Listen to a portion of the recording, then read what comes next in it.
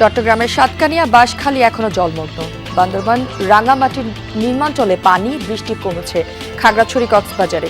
পর্যাপ্ত ত্রাণের অভাবে দুর্গম এলাকা।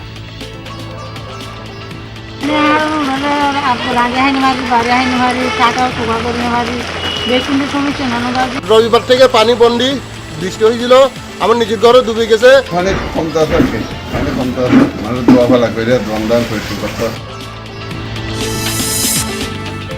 ভালো চাকরির লোভ দেখিয়ে ব্রাহ্মণবাড়িয়ার কামরুলকে রাশিয়া পাচার। নির্যাতন করে আদায় করা হয় বাড়তি অর্থ। নিখোঁজ বাবাকে ফিরে পেতে সন্তানের আকুতি। তো ওইখানে যাওয়ার পরে আর কোনো খোঁজ খবর পাই নাই।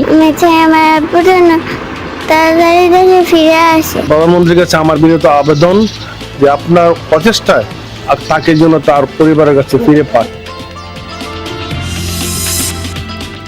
চাঁদপুরে সড়ক নির্মাণের নিম্নমানের সামগ্রী ব্যবহারের অভিযোগ। কাজের ধীরগতি বাড়িয়েছে দুর্ভোগ। অনিয়মের প্রমাণ মিললে নেওয়া হবে ব্যবস্থা, বলছে এলজিডি।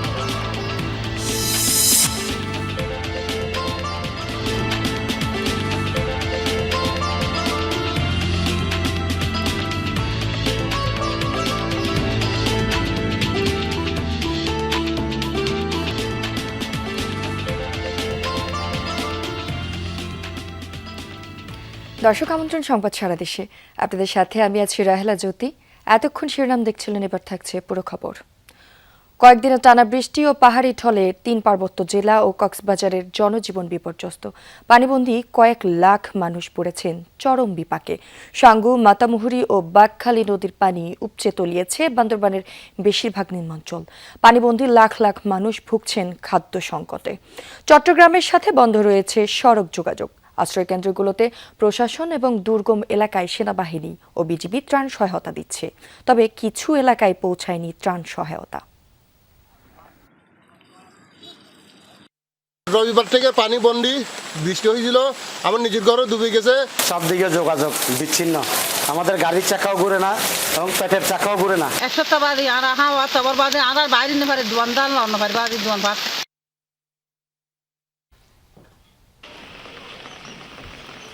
ভারী বৃষ্টি কমলেও এখনো প্লাবিত কক্সবাজারের চকরিয়া, পেকুয়া, রামু সহ বিভিন্ন উপজেলার নিম্নাঞ্চল। বৃষ্টি ও পাহাড়ি ঢলে নিমজ্জিত বিস্তীর্ণ এলাকা। তবে ধীরে ধীরে পানি নামতে শুরু করেছে। সংকট দেখা দিয়েছে খাবার ও বিশুদ্ধ পানির। চরম দুর্ভোগে দিন কাটছে বাসিন্দাদের। প্রশাসনের পক্ষ থেকে ত্রাণ সহায়তা দেওয়া হলেও তা প্রয়োজনের তুলনায় অপ্রতুল। পানি তো অনেক ছিল, পানি ছিল কেন বহু বাড়িতে পানি উঠছে, অনেক বাড়িতে যারা বাড়ি করছে তারা বাড়িতে উঠে নেয়, কিন্তু ছোটো ছোটো যারা আছে সবগুলো পানি কমিতে আসলে মানে রাগে হাইনি মারি বাড়ি হাইনি মারি টাকাও টুকা করে মারি বেশি সমস্যা নানো বাজি বাড়ি দেওয়ার একটা দেখি পানি বাদ নেওয়ার বাড়ি নেওয়ার নাই।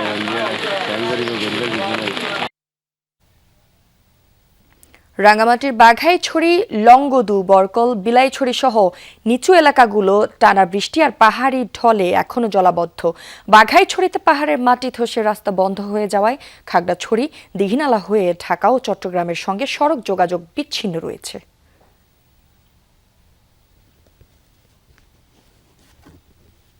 থেমে থেমে বৃষ্টি হলেও ধীরে ধীরে স্বাভাবিক হচ্ছে খাগড়াছড়ির জলমগ্ন এলাকার পরিস্থিতি। নিচু এলাকা থেকে পুরোপুরি নেমে গেছে চেঙ্গি নদী ও আশেপাশের ছড়া খালের পানি। শুরু হয়েছে যান চলাচল। তবে ছোট মেরুং ইউনিয়নে এখনো জলমগ্ন হাজারো পরিবার।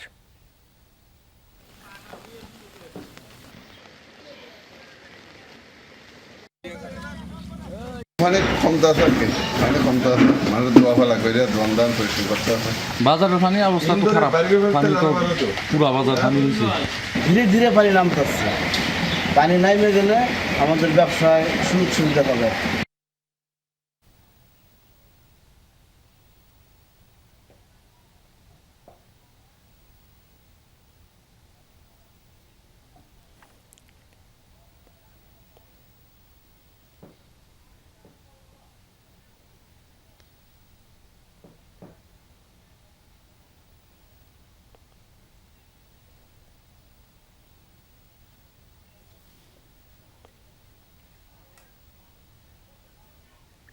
দর্শক, এ পর্যায়ে চট্টগ্রামের বাঁশখালী থেকে যুক্ত হচ্ছেন সহকর্মী আলামিন শিকদার।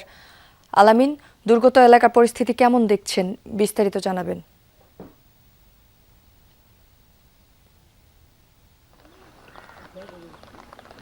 সর্বশেষ যে ইউনিয়নটি সেই ছনুয়া ইউনিয়নে আমরা রয়েছি। ছনুয়া ইউনিয়নের শেষ যে ইউনিয়নটি সেই ছনুয়া ইউনিয়নে আমরা ছনুয়া ইউনিয়নের বেশ কয়েকটি ওয়ার্ড আমরা ঘুরলাম। এর মধ্যে 1, 2, 3 সব বেশি ক্ষতিগ্রস্ত এবং 6, 7 সেগুলো ক্ষতিগ্রস্ত হয়েছে। আমরা এখন 2 নম্বর ওয়ার্ডে রয়েছে এবং 2 নম্বর ওয়ার্ডে ঢুকতেই আমরা বেশ কিছু ঘর দেখলাম, মাটির ঘর। সেই ঘরগুলো একেবারে ভেঙে গেছে, অর্থাৎ টানা বৃষ্টি যে স্রোত, সেই স্রোতের কারণে আমরা দেখেছি যে বেশ কয়েকটি ঘর ভেঙে গেছে। এগুলোতে বেশ কয়েকটি পরিবার বসবাস করত। একটি ঘর আমরা দেখলাম যে হোসেনের বাড়ি নামে এখানে সবাই চিনে, সেই হোসেনের বাড়িতে 5টি পরিবার বসবাস করত। সেই ঘরটি একেবারে ভেঙে নুয়ে পড়েছে, সেই ঘরে এখন কেউ থাকতে পারছে না। তারা তাদের যে আত্মীয় স্বজন রয়েছে সেখানে চলে গেছে। এবং এই গ্রামটির আমরা দেখছি যে বেশ কিছু এলাকার সড়ক, অর্থাৎ আমরা যে জায়গাটিতে দেখতে পাচ্ছি সেটা প্রধান সড়ক, এই গ্রামে চলাচল করার, সেই সড়কটিতে কোমর সমান পানি।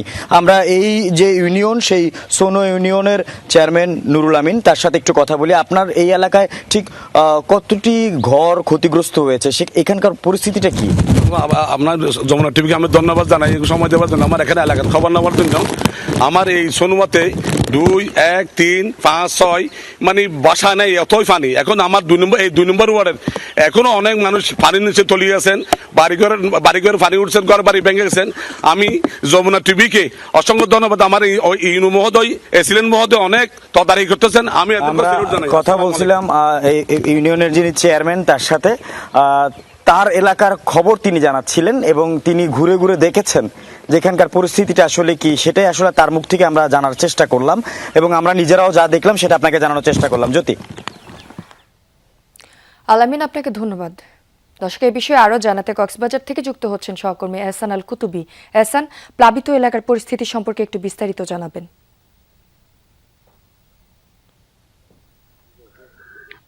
আমি এই মুহূর্তে যেখানে আছি এটি হচ্ছে চকরিয়ার বড়তলি এলাকা।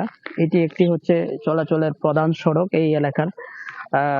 এখানে আমরা দেখতে পাচ্ছি যতদূর চোখ যাচ্ছে শুধু পানি। এখানে এখনো পর্যন্ত অনেক ঘর বাড়ি ডুবন্ত অবস্থায় দেখা যাচ্ছে এবং অনেকেই এই সড়কেই আমরা দেখছি বেশ কয়েকজনকে দেখছি মাছ ধরতে। আমরা একটু কথা বলবো। আসলে আপনার বাড়ি কি এখানে? সামনে। কি অবস্থা বলেন তো বাড়ির? একটু এদিকে তাকিয়ে বলবেন কি অবস্থা? অবস্থা খুবই খারাপ। রোদ যা ডুবে গেছে, গরু ছাগল যে কষ্ট হচ্ছে, আর তাছাড়া যেগুলো ধান পাইছে সব ডুবে গেছে, পানিতে তলায় গেছে, চলাফেরা করতে খুব কষ্ট হচ্ছে মানুষের।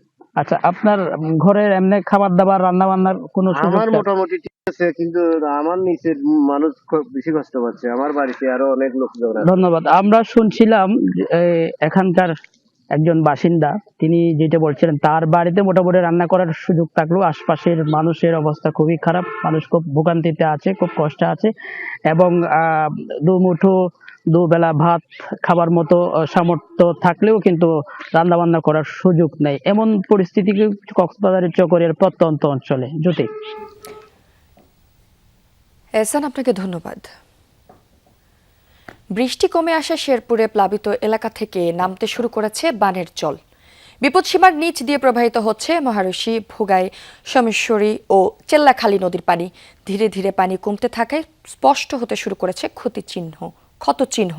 শেরপুর নালিতাবাড়ির গোল্লাপাড় এলাকায় ক্ষতিগ্রস্ত হয়েছে প্রায় 50 মিটার সড়ক। এতে ব্যাহত হচ্ছে যান চলাচল। নদী তীরবর্তী এলাকায় নষ্ট হয়েছে জমির ফসল। হবিগঞ্জে খোয়াই নদীর বাঁধ ভেঙে প্লাবিত হওয়া 20 গ্রাম থেকেও ধীরে ধীরে পানি কমছে। তবে দুর্ভোগ কাটেনি এখনো। নতুন করে ভারী বৃষ্টি না হলেও দ্রুত পরিস্থিতি স্বাভাবিক হবে বলে জানিয়েছে পানি উন্নয়ন বোর্ড। বর্তমানে জেলার সবকটি নদীর পানি বিপদসীমার নিচ দিয়ে প্রবাহিত হচ্ছে। ক্ষতিগ্রস্ত বাঁধ মেরামতের কাজ চলমান।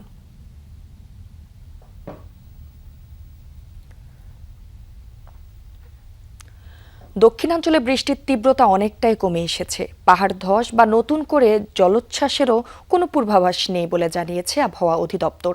তবে আগামী কয়েকদিন দেশের উত্তরাঞ্চলে বৃষ্টিপাতের প্রবণতা কিছুটা বাড়তে পারে। সকালে আগারগাঁওয়ে আবহাওয়া অধিদপ্তরে এক ব্রিফিংয়ে এসব তথ্য জানান আবহাওয়াবিদ ডক্টর মোহাম্মদ বজলুর রশিদ। জানান, বান্দরবানের লামায় 106 মিলিমিটার এবং চট্টগ্রামে 100 মিলিমিটার কম বৃষ্টিপাত রেকর্ড হয়েছে। আগামী 24 থেকে 48 ঘন্টার মধ্যে দক্ষিণাঞ্চলে বৃষ্টি আরও কমে যাবে। তবে রংপুর, ময়মনসিংহ ও সিলেট বিভাগে আগামী 3-4 দিন বৃষ্টি বাড়বে। ঢাকায় হালকা থেকে মাঝারি ধরনের স্বাভাবিক বর্ষাকালীন বৃষ্টি হলেও আপাতত অতি ভারী বর্ষণের কোনো আশঙ্কা নেই। আজ থেকে ভারী বর্ষণের সতর্কবার্তাও তুলে নেওয়া হচ্ছে। এছাড়া সমুদ্র বন্দরে থাকা 3 নম্বর সতর্ক সংকেত আজ সন্ধ্যা পর্যন্ত বহাল থাকতে পারে। জুলাই মাস হচ্ছে সবচেয়ে বর্ষাকালে বেশি বৃষ্টি হয়। নর্মাল বৃষ্টি আছে যেটা, সেই বৃষ্টিটাই হবে। তবে ওই রকম অতি ভারী বর্ষণ হওয়ার আপাতত ঢাকা সহ দক্ষিণ দিকে সম্ভাবনা নেই। ঢাকা মেডিকেল কলেজের 81তম প্রতিষ্ঠা বার্ষিকী ও বৃক্ষরোপণ কর্মসূচির উদ্বোধন শেষে বাংলাদেশের স্বাস্থ্য ব্যবস্থার আধুনিকায়নে ডিএমসিয়ানদের ভাবনা শীর্ষক উন্মুক্ত আলোচনা অনুষ্ঠানে বক্তব্য রাখছেন প্রধানমন্ত্রী তারেক রহমান। সরাসরি যাচ্ছি সেখানে। উপস্থিতিবৃন্দ, যারা চিকিৎসা পেশায় নিয়োজিত রয়েছেন, একটু আগে আমি যে কথাটি বলেছি আলোচনা প্রসঙ্গে, কিংবা একজন চিকিৎসক হওয়া পর্যন্ত যারা পড়াশোনা করছেন, আমাদের ইন্টার্নি যারা আছে তারাও তাদের বিষয়গুলো তুলে ধরেছে আমাদের কাছে। প্রত্যেকটা মানুষের মনোজগতে কিন্তু আমরা যারা নন ডাক্তার, আমাদের যাদের চিকিৎসা আপনাদেরও প্রয়োজন হয়, তারপরেও আমরা মনে করি যে আপনারা সবসময় সুস্থই থাকেন। আমরা যারা নন ডাক্তার, আমাদের চিন্তা ভাবনায় কিন্তু আপনারা এমন একজন মানুষ হিসাবে আমরা আপনাদেরকে চিন্তা করি যার কাছে কিন্তু আমরা একটা ভরসা পাই, একটা পরম বন্ধু হিসাবে। বিশেষ করে মানুষ কখন যায় আপনাদের কাছে? মানুষ আপনাদের কাছে যায় কিন্তু বিপদে পড়লেই। এবং একজন মানুষ বিপদে পড়ে যখন আরেকজন মানুষের কাছে যায়, তখন কিন্তু সে সেই মানুষটাকে তার ভরসার আশ্রয়স্থল মনে করে বলেই কিন্তু তার কাছে যায়। সেরকম একটি পরিস্থিতিতে মানুষ আপনাদের কাছে যায়। চিকিৎসকগণই কিন্তু রোগে শোকে কাতর মানুষের পরম বন্ধু হয়ে ওঠেন। এবং এই কথাটি আমি আমার জীবনেও এটি উপলব্ধি করেছি। এই দেশেরই প্রখ্যাত কয়েকজন চিকিৎসক আমার মাকে অনেকগুলো বছর ধরে চিকিৎসা দিয়েছেন। প্রত্যেকটি মুহূর্তে ওনারা তাকে টেক কেয়ার করেছেন। উনি মৃত্যুর কিছুদিন আগে উনি বিদেশে গিয়েছিলেন। এখানে ডিবেট হচ্ছিল আমাদের মধ্যে যে আবার ওনাকে নিব কি নিব না। আমি ব্যক্তিগতভাবে যেটা বলেও ছিলাম বিভিন্ন মানুষকে, যে আপনারা ওনাকে নিতে চাচ্ছেন, কিন্তু এখানে যেই চিকিৎসকগণ ওনাকে যেই সেবাটা দিচ্ছে 24টা ঘন্টার প্রতিটি মুহূর্ত, আমি দেখেছি বিদেশে গেলে হয়তো টেকনিক্যাল সাপোর্টটা ভালো পাওয়া যাবে, ভালো ইকুইপমেন্ট হয়তো আছে, আরও হয়তো অ্যাডভান্স ইকুইপমেন্ট আছে। ওষুধপত্রের ব্যাপারে খুব হয়তো ডিফারেন্স থাকবে না, হয়তো হার্ডলি ডিফারেন্স থাকবে, কিন্তু এই যে হিউম্যান টেক কেয়ার যেটা, আমি মনে করি না এটা বিদেশে গেলে পাওয়া যেত কোনোভাবেই। যেই সেবাটা ওনার জীবনের শেষ দিন, আমি বলবো শেষ মুহূর্ত পর্যন্ত, শেষ মুহূর্তে আমার আল্লাহ তৌফিক দিয়েছিলেন, আমি সেখানে থাকতে পেরেছিলাম। আমি দেখেছি সেই মানুষগুলো কিভাবে ওনাকে সেবা দিয়েছেন, কিভাবে শুশ্রূষা করেছেন ওনার। এইটা বোধহয় যতই ভালো হসপিটাল হোক পৃথিবীর, যতই অর্থ দিয়ে হোক, এইটা পাওয়া যেত না। সেজন্য ব্যক্তিগতভাবে আমি সেই মানুষগুলোর কাছে অত্যন্ত কৃতজ্ঞ।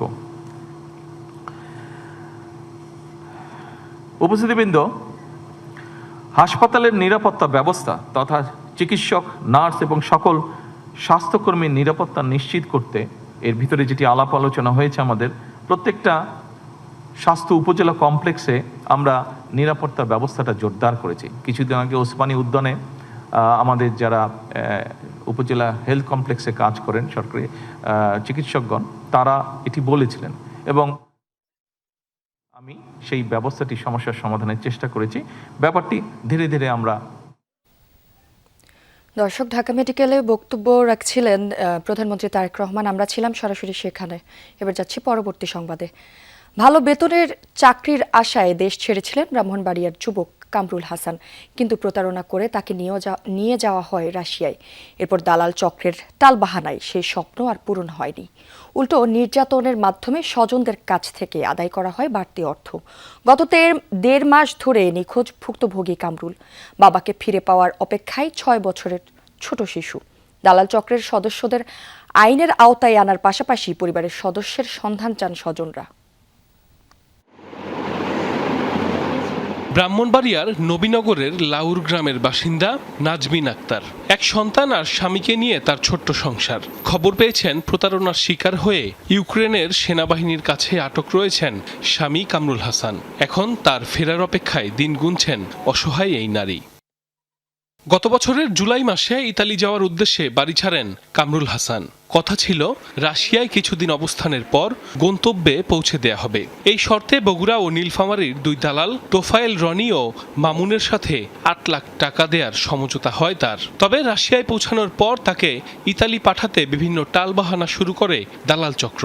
পরে প্রতারণা করে রুশ বাহিনীর কাগজে স্বাক্ষর করিয়ে প্রশিক্ষণের পর যুদ্ধক্ষেত্রে পাঠানো হয় কামরুলকে, যা একটি ভিডিও বার্তার মাধ্যমে কামরুল নিজেই জানান। প্রতারণার শিকার হয়ে পরে রাশিয়ার আর্মি এসে আমাদেরকে তাদের ক্যাম্পে নিয়ে যায়। পরে সেখানে আমরা 3 দিন ছিলাম তুলা ক্যাম্পে। তারপর ট্রেনিং সেশন ছিল আমাদের 35 দিন। ওইখানে শেষ করে 7 দিন আমাদের রাইড দেয়। তারপর আমাদেরকে ইউক্রেন নিয়ে আসে। স্বজনদের অভিযোগ, কামরুলকে আটকে নির্যাতনের মাধ্যমে পরিবারের কাছ থেকে আদায় করা হয় আরও 2 লাখ টাকা। এরপর দীর্ঘ সময় পরিবারের সাথে যোগাযোগ বন্ধ থাকে ভুক্তভোগী যুবকের। সবশেষ গেল মে মাসে আবার স্বামীর সাথে ভিডিও কলে কথা হয় নাজমিন আক্তারের। এরপর থেকে নিখোঁজ ভুক্তভোগী কামরুল হাসান। বলছে যে তুমি ভালো থেকো, আমি এখানে ভালো আছি, আমার কোনো সমস্যা নাই। তো আমি বলছি আপনাকে কি এখানে নির্যাতন করতেছে? বলতেছি যে না, উনি আমাদেরকে খাবার দাবার দিছে, থাকার জায়গা দিছে, আমরা তো না খাওয়ার জন্য মরেই যাচ্ছিলাম। তো বাধ্য হয়ে আমরা এখানে পালাই আসছি। তো ওইখানে যাওয়ার পরে আর কোনো খোঁজ খবর পাই নাই। তাড়াতাড়ি দেশে ফিরে আসে। ইউক্রেনে আটক বাংলাদেশিদের ফিরিয়ে আনতে সরকারের হস্তক্ষেপ চেয়েছেন স্থানীয় জনপ্রতিনিধি। তার বাবাও নেই, মাও নেই, তার ওয়াইফ মানবতার জীবনযাপন করছে। আমি আমার প্রধানমন্ত্রীর কাছে আমার বিনীত আবেদন যে আপনার প্রচেষ্টায় আর তাকে যেন তার পরিবারের কাছে ফিরে পায়। ইতালির উদ্দেশ্যে ঘর ছাড়ার আগে 12 বছর সিঙ্গাপুরে ছিলেন ভুক্তভোগী কামরুল হাসান। সাইফ আহমেদ, যমুনা নিউজ। চাঁদপুরে প্রায় 20 কোটি টাকা খরচে নির্মিত সড়কে নিম্নমানের সামগ্রী ব্যবহারের অভিযোগ উঠেছে। সেই সাথে স্থানীয়দের ভোগান্তি বাড়িয়েছে কাজের ধীরগতি। যদিও ঠিকাদারের প্রতিনিধির দাবি ভুলবশত কিছু মালামাল ব্যবহার হয়েছিল, যা পরে সরিয়ে নেওয়া হয়েছে। এলজিডি বলছে অনিয়মের প্রমাণ পাওয়া গেলে যথাযথ ব্যবস্থা নেওয়া হবে। 3 নম্বর তো 4 নম্বর 5 নম্বরের পরে এগুলি রাবিশগুলো দিছে, এগুলি দিলে কিছুদিন পরে আমাদের রাস্তা ভেঙে দেবে। স্থানীয়দের এমন ক্ষোভ চাঁদপুরের মতলব উত্তর উপজেলার ছিঙ্গারচর এখলাসপুর সড়ক নিয়ে। 9.5 কিলোমিটারের সড়কটি তৈরিতে ব্যয় হচ্ছে প্রায় 20 কোটি টাকা। এলাকাবাসীর অভিযোগ, নির্মাণ কাজে ব্যবহৃত হচ্ছে নিম্নমানের ইট ও খোয়া। পুরনো কার্পেটিং না তুলেই চলছে নতুন কাজ। এতে রাস্তা হলেও তার টেকসই হবে না বলছেন স্থানীয়রা। জায়গা জমি সব দিলাম, রাস্তাঘাট বালাবানের লেগা, রাস্তাঘাট তো ভালো হলো না। তো 2 নম্বর ইট, 2 নম্বর বালু। এই রাস্তাটার যেটুকু কাজ বাকি আছে এটা নিম্ন ধরনের রাবিশ দিয়ে কাজটা করতেছে। এই রাস্তা যদি করে কিছুদিনের ভিতরে অতি তাড়াতাড়ি ভেঙে যাবে, নষ্ট হয়ে যাবে।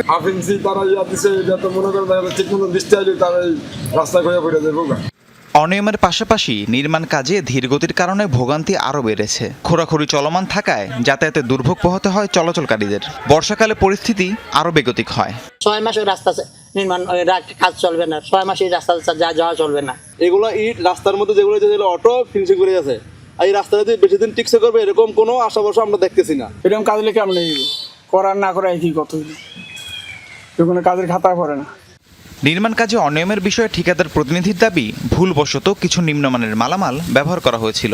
তবে অভিযোগের পর তা সরিয়ে নেওয়া হয়েছে। নিচ থেকে দেওয়াতে ওই কিছু মাল ডাস্ট সহকারে আসছিল, ওই মালটা বেডে পড়ার কারণে এগুলো আমরা পড়ার কারণে এটা একটু অনেকের দৃষ্টিগোচর হয়েছে। তারা আমাদেরকে জানানোর সাথে সাথে যখন এটা আমাদের চোখের সামনে আসছে আমরা দেখছি এটা দ্রুত এটা আমরা অপসারণ করে ফেলছি। প্রকল্প বাস্তবায়নকারী সংস্থা এলজিডি বলছে চুক্তি অনুযায়ী কাজ বুঝে নেওয়া হবে। কোথাও অনিয়মের প্রমাণ পাওয়া গেলে নেওয়া হবে প্রয়োজনীয় ব্যবস্থা। কিছু খারাপ মালামাল আছে সেটা অপসারণ করা হয়েছে। ইতিমধ্যে লিখিতভাবে চিঠি দেওয়া হয়েছে আর মৌখিকভাবে ঠিকাদার আমাদের অত্র দপ্তরের লোকজনের উপস্থিতিতে মাল অপসারণ করা হইতেছে। 2024 সালের জুন মাসে সড়কের নির্মাণ কাজ শুরু হয়ে চলতি বছরের জুনে শেষ হবার কথা ছিল। তবে নির্ধারিত সময় পেরিয়ে গেলেও এখনও প্রায় 30% কাজ বাকি রয়েছে। রাহিম সারোয়ার, যমুনা নিউজ। দর্শক, এই ছিল সংবাদ সারা দেশের এখনকার আয়োজনে। এতক্ষণ সাথে থাকার জন্য ধন্যবাদ সবাইকে।